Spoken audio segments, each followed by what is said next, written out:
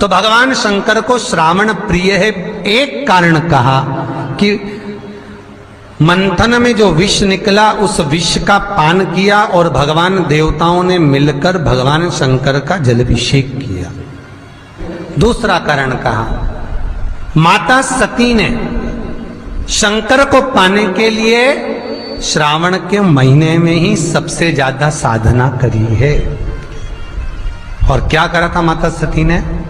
एक बालू का, मिट्टी का शिवलिंग बनाती थी, प्रतिदिन शिवलिंग का निर्माण करती थी और शिवलिंग का निर्माण कर कर उसकी पूजन कर कर अर्चना कर कर उसका विसर्जन करती थी सती माता। और माता सती का नियम था भगवान शंकर को पाने के लिए शिवलिंग का तो हमारे यहाँ शिव महापुराण में लिखा है कि पार्थिव शिवलिंग का निर्माण होना चाहिए।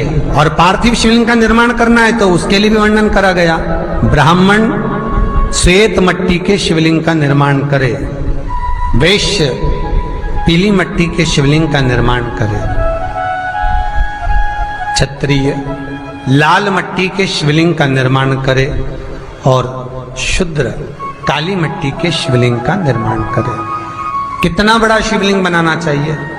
अगर हम पार्थिव शिवलिंग का निर्माण कर रहे हैं या हमारे घर में हम कोई मूर्ति रख रहे हैं या हमारे घर में हम कोई मूर्ति को विराजमान कर रहे हैं तो उस मूर्ति का भाव कितना बड़ा होना चाहिए? तो कहा, जमीन पर अपने हस्त कमल को रखकर अंगूठे को ऊंचा कर कर देख लो, बस इतनी बड़ी मूर्ति घर के अंदर होना चाहिए। चाहे वो लड्डू गोपाल की हो, चाहे वो दुर्गा भवानी की हो, चाहे वो राम जी की हो, शंकर जी की हो, कृष्ण की हो, जिसकी रखना हो, बस इतनी बड़ी मूर्ति घर के अंदर होना चाहिए। क्यों? इससे बड़ी अगर मूर्ति होती है तो जैसे मंदिर में सेवा होती है उतनी सेवा की उसको जरूरत पड़ती है। और अगर इससे छोटी मूर्ति होती है, जितनी छोटी होगी उतनी सेवा कम करना पड़ती है। तो मूर्ति जितनी छोटी होगी उतना सुख प्रदान करेगी, उतना आनंद देगी। पर श्रावण के महीने में यदि आप रोज शिवलिंग नहीं बना सकते तो पूरे महीने में एक बार शंकर का शिवलिंग का, पार्थिव शिवलिंग का निर्माण करना चाहिए, जरूर करना चाहिए। और पार्थिव शिवलिंग का निर्माण कर कर उसकी आराधना, उसकी अर्चना, उसकी पूजन करना चाहिए। नमः शिवाय, ओम नमः शिवाय, ओम नमः शिवाय, नमः शिवाय। पार्थिव शिवलिंग का जब भी निर्माण करें, किसी थाली में या पात्र में, जिसमें भी आप निर्माण कर रहे हैं, उस पार्थिव शिवलिंग को बनाने से पहले उसके अंदर, पात्र के अंदर एक बेलपत्र रखे। बेलपत्र क्या? आपको कथा में कल कहा था, बेलपत्र का वृक्ष माता पार्वती के नयन अश्रु से प्रकट हुआ है और रुद्राक्ष का वृक्ष शंकर भगवान के नयन अश्रु से प्रकट हुआ है। तो बेलपत्र रखकर फिर उसके ऊपर शिवलिंग का निर्माण करें, फिर उसके ऊपर शिवलिंग, उसका लाभ आनंदित होगा, उसका सुख आनंदित होगा, वो आनंद फल देने वाला होगा। कई लोग सीधे थाली में शिवलिंग बना देते हैं। माता पार्वती के हस्त कमल पर शिवलिंग का निर्माण है महाराज, हस्त कमल सुख देने के लिए। तो भगवान शंकर के शिवलिंग का निर्माण करें। माता सती ने भी किया।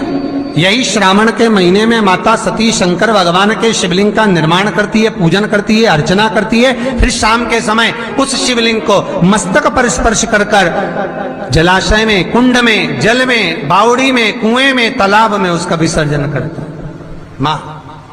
दूसरा कारण कहा, सती शंकर को इसी श्रावण में रिझाई थी, इसलिए शंकर को श्रावण अति प्रिय है। कि पहले आती है नवमी, फिर आवेगी एकादशी, देवसोनी। तो भंडारिया नवमी का मतलब क्या होता है?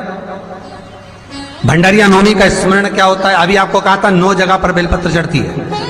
भंडारिया नवमी का मतलब ही यही है कि भगवान विष्णु सोने जाने से पहले नवमी तिथि के दिन 9 बेलपत्र भगवान शंकर को समर्पित कर कर भगवान शिव के मंदिर में बैठकर भगवान शंकर की आराधना कर कर भगवान विष्णु लक्ष्मी जी के साथ अपनी सृष्टि का कार्यभार 4 महीने के लिए शंकर जी को सौंप देते हैं भंडरिया नवमी के दिन। और एकादशी के दिन से, देव सोनी एकादशी के दिन जब भगवान सोते हैं, उस दिन से भगवान शंकर पूरे कार्यभार को देखते हैं। पूरे कार्यभार, जब कार्यभार सौंपा गया, भगवान शंकर सृष्टि का संचालन करने लगे, तब ब्रह्मा और विष्णु ने आकर शंकर जी की आराधना यही श्रावण के महीने में करी थी कि आपने पूरा कार्य अच्छे से संभाला, इसलिए शंकर को श्रावण अति प्रिय है। यह तीसरा कारण है शंकर को श्रावण प्रियता का।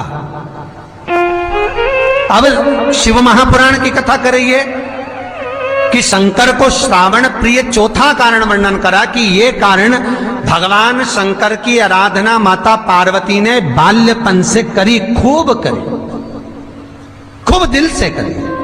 ये कहते हैं कि अगर 1,00,000 बेलपत्र समर्पित कर रहे हो और तुम्हारे पास में अगर वो बेलपत्र नहीं है तो तुम 1,00,000 मत चढ़ाओ, आप तो 1 बेलपत्र, परंतु वो बेलपत्र भी पूर्ण तरह से साफ, सुंदर, सुरक्षित, खंडित ना हो, वो मुझे समर्पित करो। 1 चावल का दाना चढ़ाओ पर वो खंडित ना हो, 1 फल चढ़ाओ वो खंडित ना हो, 1 पुष्प चढ़ाओ वो खंडित ना हो। शिव कहते हैं मेरे हाथों से मेरा पुत्र खंडित हो गया था, उस दिन से मैंने वचन दिया है माता पार्वती को कि खंडित वस्तु स्वीकार नहीं करूंगा और ना खंडित दूंगा। शायद इसीलिए ये चरित्र कथा है कि जिस नारी का गर्भ 2-3 महीना ठहरने के बाद में गर्भ गिर जाता हो, 4 महीना ठहरने के बाद गर्भ गिर जाता हो, गर्भ बच्चा पूर्ण नहीं होता हो, या बच्चा कहीं शरीर के अंदर डॉक्टर कह रहे हैं सोनोग्राफी में कि ये विकलांग है, बच्चे के पाँव में या मुख में या शरीर में पानी भरा गया है, ये सुरक्षित नहीं होगा, ये बुद्धि से कमजोर होगा, या ये बच्चा ऐसा विकलांग होगा, तो उसी समय पर जैसे ही डॉक्टर ने कहा वैसे ही एक श्रीफल, और वो श्रीफल खंडित नहीं होना चाहिए, उस श्रीफल पर जो नारी है गर्भ से है, उस नारी का सिर से लेकर एड़ी तक एक लच्छा, लच्छा मतलब मोली, मोली मतलब नाड़ा जो हाथ में बांधते हो कलेवा, उसको नाप कर श्रीफल पर भगवान शंकर का नाम लेकर उस स्त्री का नाम और गोत्र बोलकर बांधकर भगवान शंकर के चरणों में ले जाकर रख दीजिए, फिर वो बच्चे की जवाबदारी शिव की हो जाती है, फिर शंकर की, क्योंकि शिव ने माता पार्वती को वचन दिया था कि मैं खंडित नहीं दे सकता। सारे देवताओं के मंदिर में नारियल फूटता है, हनुमान जी के मंदिर में नारियल फूटता है, राम जी के मंदिर में नारियल फूटता है, देवी जी के मंदिर में नारियल फोड़ा जाता है, पर शंकर जी के मंदिर में नारियल नहीं फोड़ा जाता। आखा की आखा दिया जाता है कि पूर्ण दीजिए, बेलपत्र पूर्ण दीजिए, फल पूर्ण दीजिए, 1 चावल का दाना भी दे रहे हो तो पूर्ण दीजिए। उसमें एक और अच्छी बात है, बहुत ध्यान लगाकर सुनिएगा जरा, जितने आस्था चैनल पर सुन रहे हो, यूट्यूब पर सुन रहे हो, फेसबुक पर सुन रहे हो, या इस पंडाल में श्रवण कर रहे हो, बहुत सावधानी से ध्यान दीजिएगा।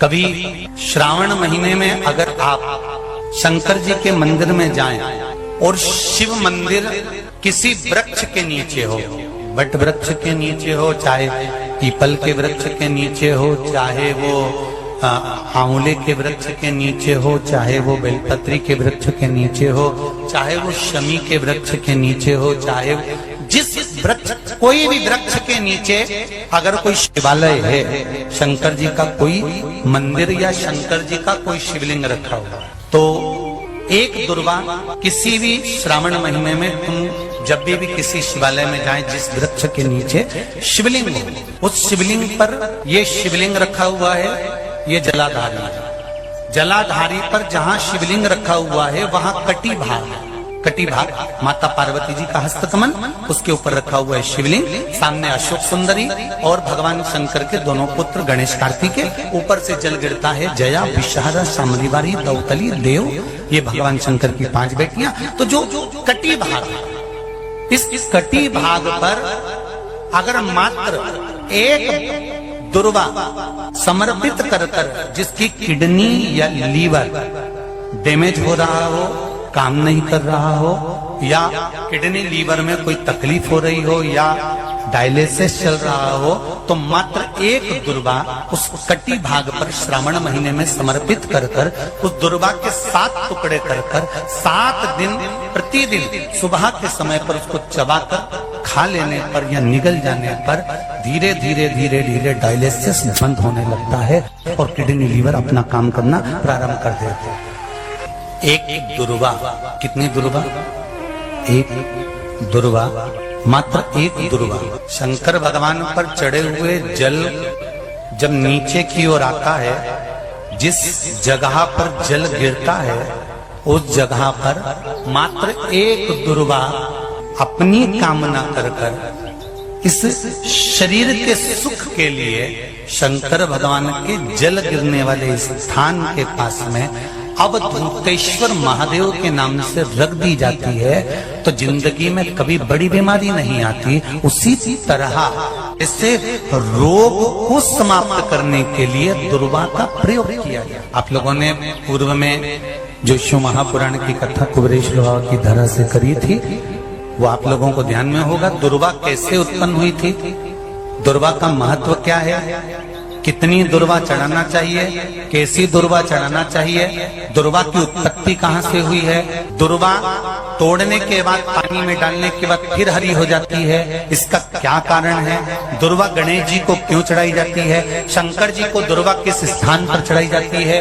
ये सारी कथा आपको पूर्व में इसी कुबेरेश्वर बाबा के पावन धरा से सुना चुके हैं जो टीवी पर डली हुई है। कभी आपने नहीं सुनी हो तो यूट्यूब पर से दुर्वा शिव महापुराण की कथा आप निकाल कर उसको श्रवण कर सकते। उसमें वर्णन किया है कि इस दुर्वा का महत्व क्या है, दुर्वा का क्या। मात्र एक दुर्वा शिवलिंग पर चढ़े हुए जल जहां से नीचे की ओर गिरता है उस जगह पर मात्र अपने शरीर की कामना करते हुए भगवान से रोग मुक्ति के लिए एक दुर्वा अगर समर्पित कर दी जाए तो कोई बड़ी बीमारी जिंदगी में आ ही नहीं सकती, ग्रहण ही नहीं पाए, मतलब ग्रसित नहीं कर सकती। श्रावण के महीने की श्रावण शिव महापुराण की कथा सुन रहे थे। एक बात दिल से बताना, जितनी सौभाग्यवती माताएं होती हैं ये संक्रांति पर भी 13 चीजें दान करती